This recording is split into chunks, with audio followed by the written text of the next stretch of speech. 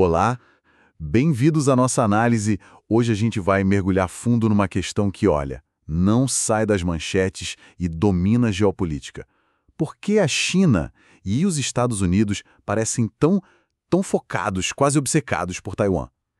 A gente reuniu bastante material aqui, artigos, pesquisas, relatórios, e a nossa missão é tentar destrinchar isso, sabe? Conectar os pontos e entender o que realmente está em jogo nessa ilha pequena, mas com implicações, assim, gigantescas para todo mundo. Preparados?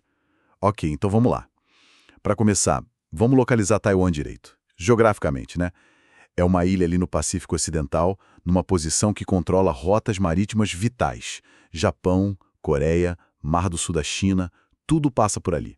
E sempre falam dela como a peça central da tal primeira cadeia de ilhas.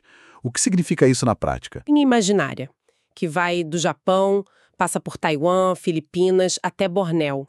Para os estrategistas, principalmente americanos, é tipo uma linha de contenção, sabe? Uma defesa avançada ali no Pacífico.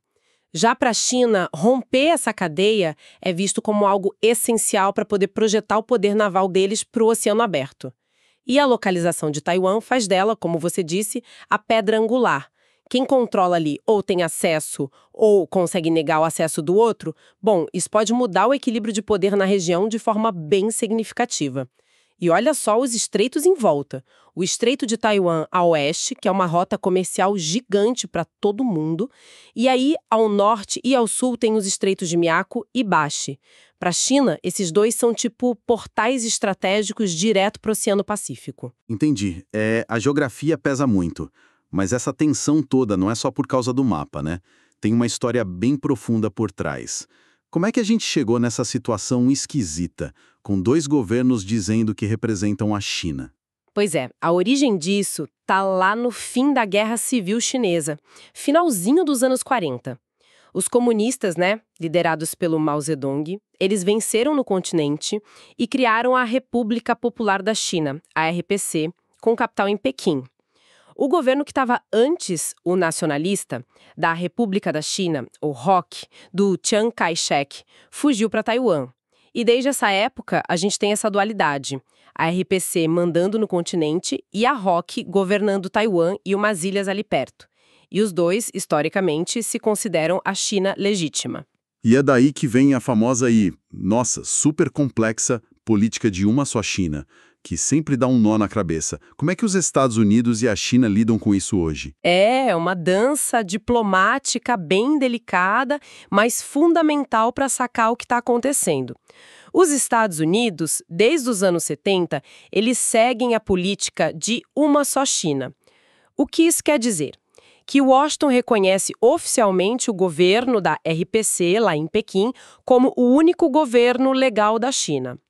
Só que, e aqui está o pulo do gato, os Estados Unidos mantêm relações não oficiais, mas bem fortes com Taiwan, com a ROC, inclusive vendendo muitas armas para a defesa deles, baseado numa lei própria, o Taiwan Relations Act.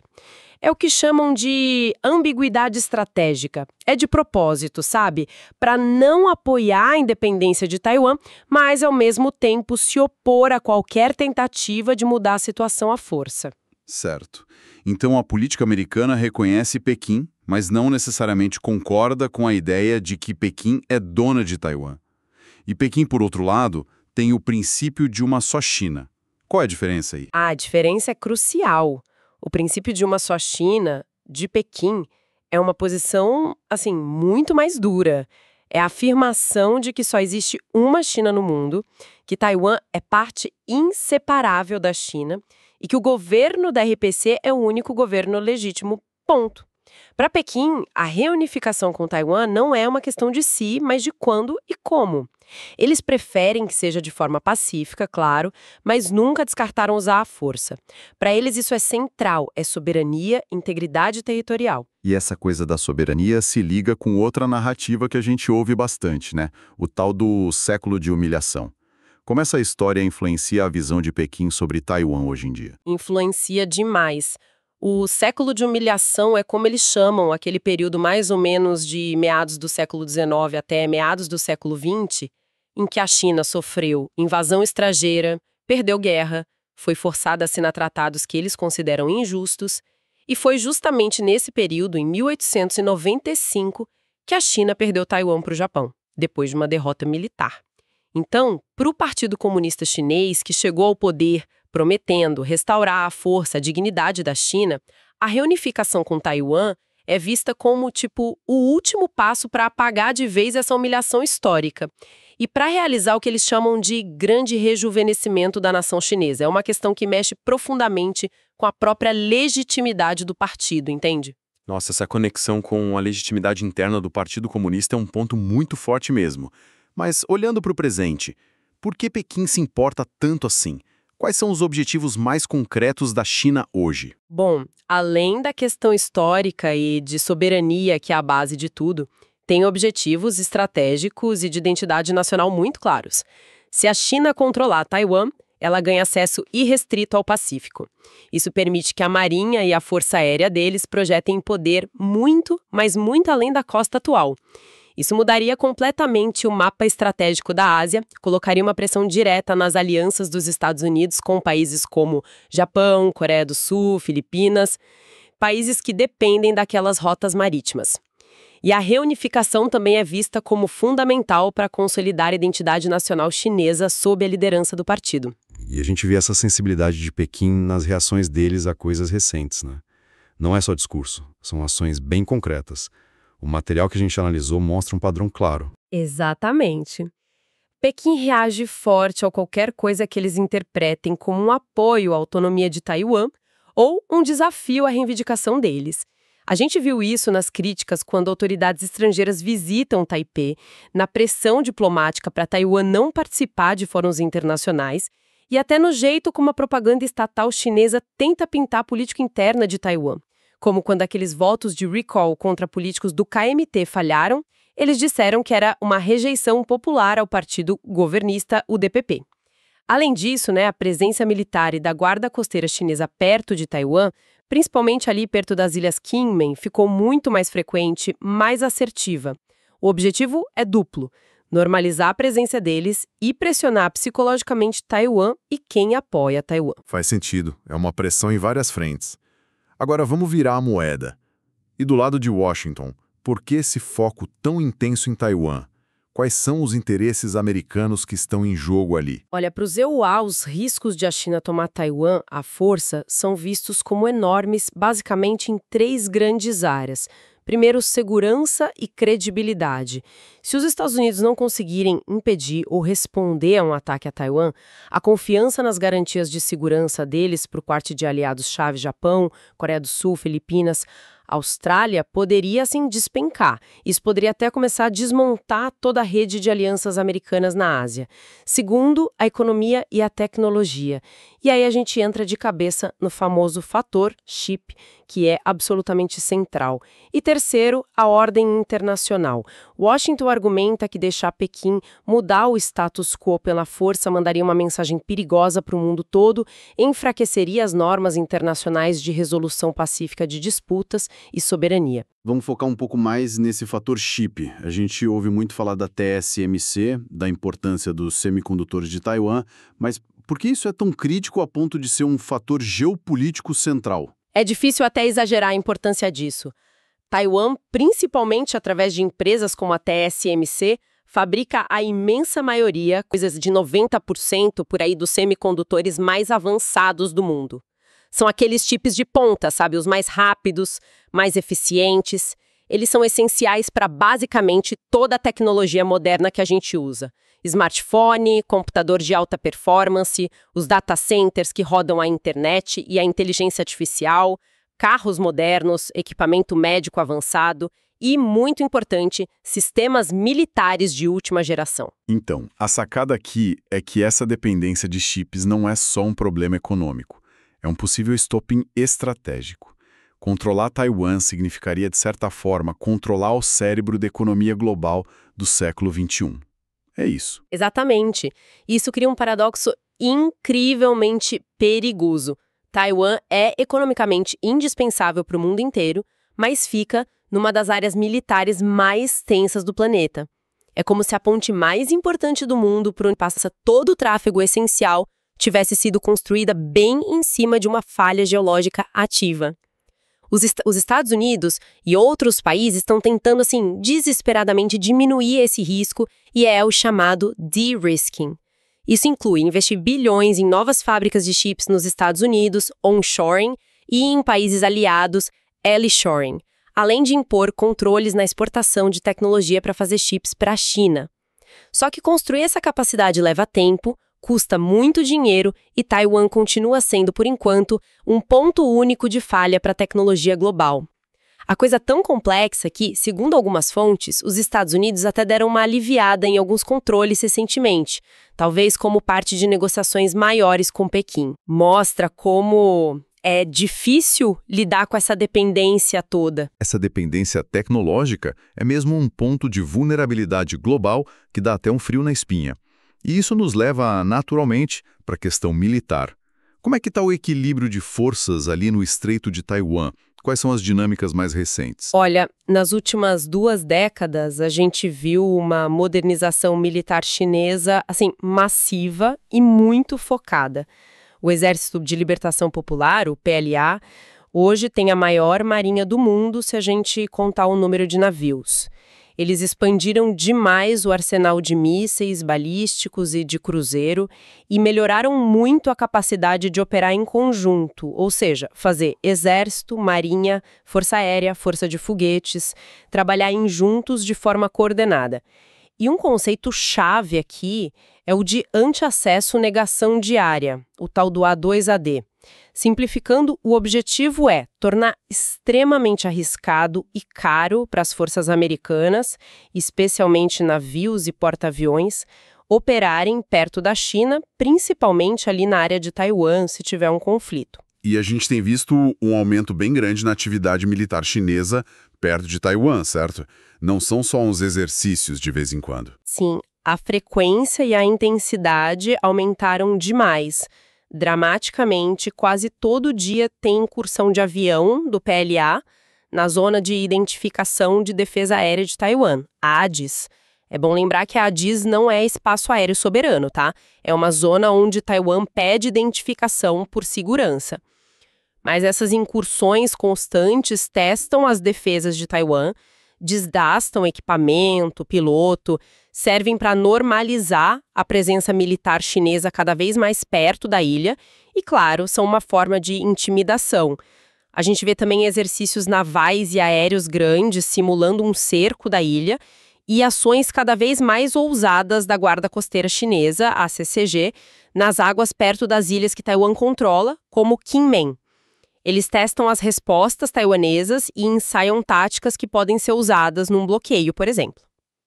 E diante dessa pressão toda, dessa modernização do PLA, como é que Taiwan está se adaptando?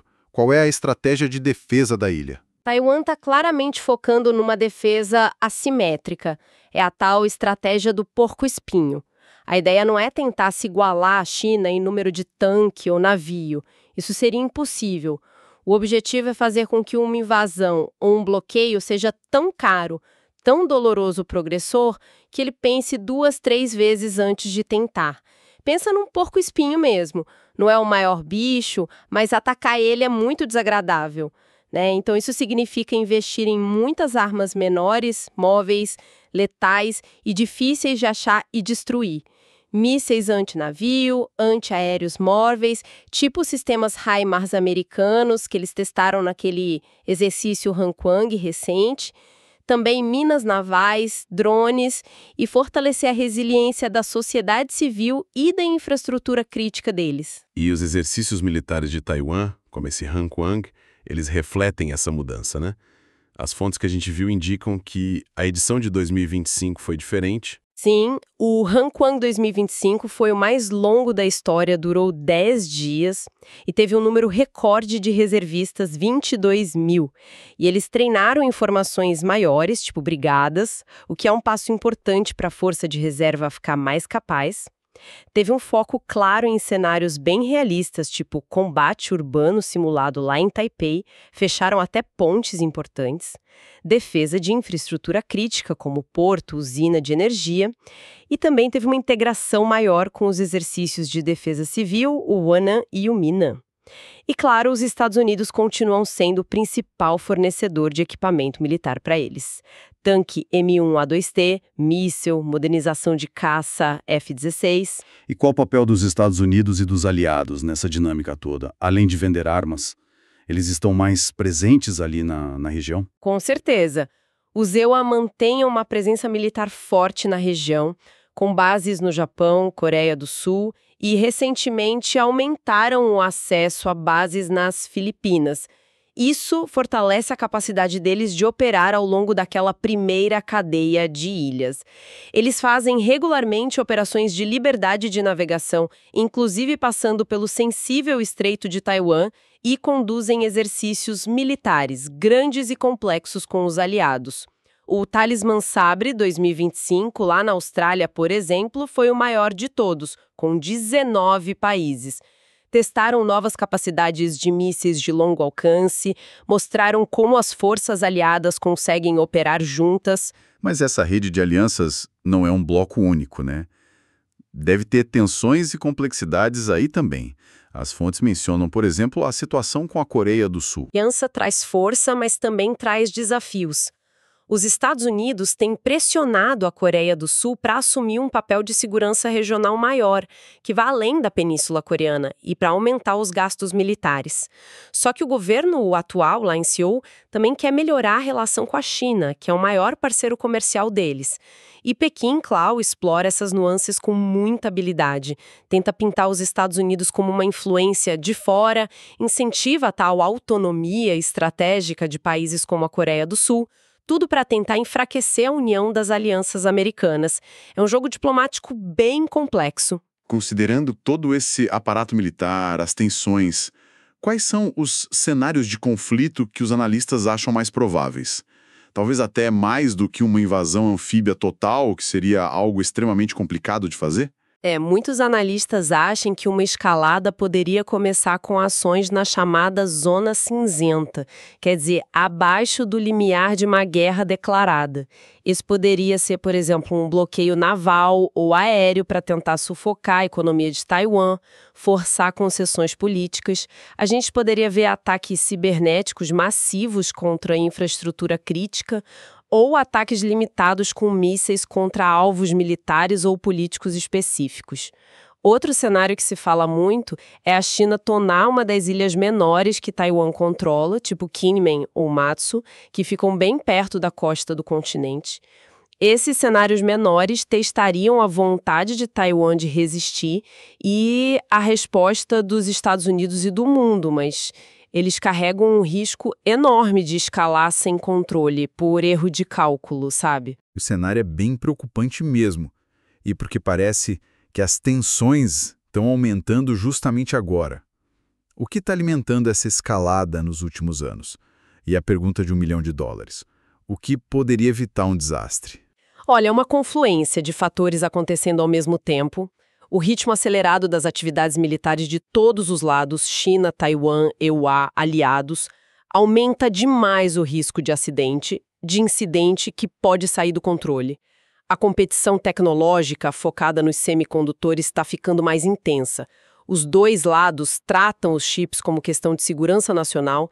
Isso leva a mais restrições, a uma corrida por autossuficiência. É uma dinâmica perigosa. Cada lado tenta garantir vantagem estratégica, mostrar que é firme, e isso pode ser visto pelo outro lado como provocação. E a política interna em cada um desses lugares também pesa muito, né? Não é só uma questão de estratégia militar pura. Sem dúvida nenhuma. Em Taiwan, você tem uma democracia super vibrante, com debates intensos sobre como lidar com Pequim. A gente viu isso naquelas tentativas recentes de recall contra políticos da oposição. Na China, o nacionalismo, os desafios econômicos, a liderança consolidada do Xi Jinping, tudo isso influencia a tolerância ao risco e a postura externa.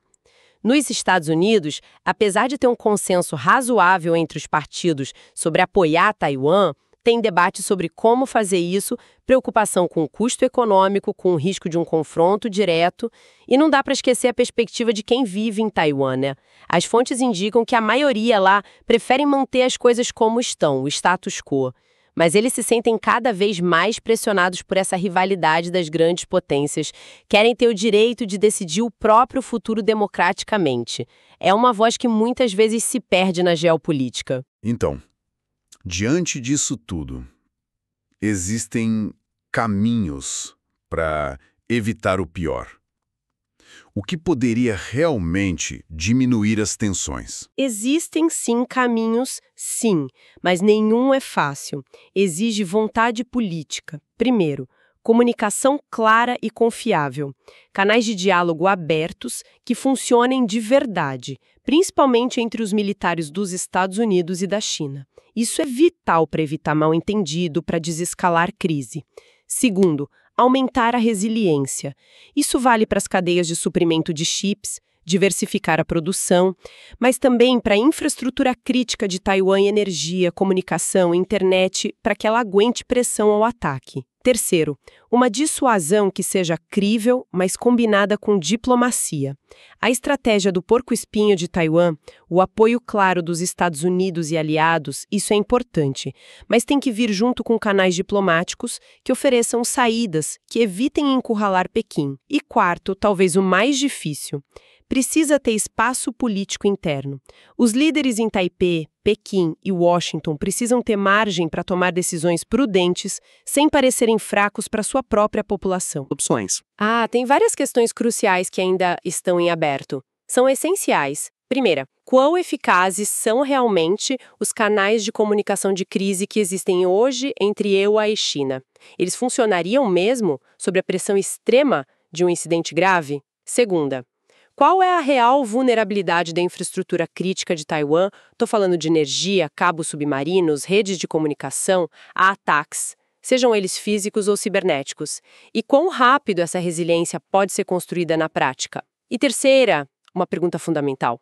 Que peso a opinião pública e o desejo de autodeterminação do povo de Taiwan realmente tem nas decisões políticas que são tomadas lá em Pequim e em Washington sobre o futuro da ilha? Bom, encerrando a nossa análise de hoje, fica muito claro que Taiwan é bem mais do que só uma ilha no mapa, né?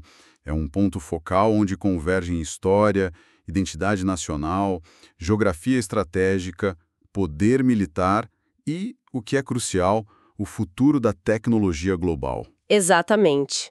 Tanto Pequim quanto Washington veem Taiwan como algo absolutamente fundamental para suas visões de mundo e para o seu papel no século XXI. Para Pequim é sobre soberania, segurança, realizar o rejuvenescimento nacional. Para Washington é sobre a credibilidade das alianças, a estabilidade da região, a defesa de uma ordem baseada em regras e valores democráticos. Por isso, o destino de Taiwan acaba reverberando muito além das suas costas, afetando a segurança e a economia do planeta inteiro. E fica aqui um pensamento final para a gente refletir. Considerando esse entrelaçamento econômico global tão profundo, especialmente por causa dos semicondutores de Taiwan que conectam as cadeias de valor da China, dos Estados Unidos, do resto do mundo, será que essa interdependência funciona como um freio real ao conflito, tornando o custo proibitivo para todo mundo? Ou, pelo contrário, essa mesma dependência crítica só aumenta exponencialmente o que está em jogo, tornando um eventual confronto ainda mais catastrófico? Fica aí a reflexão. Obrigado por acompanhar a gente nesta análise aprofundada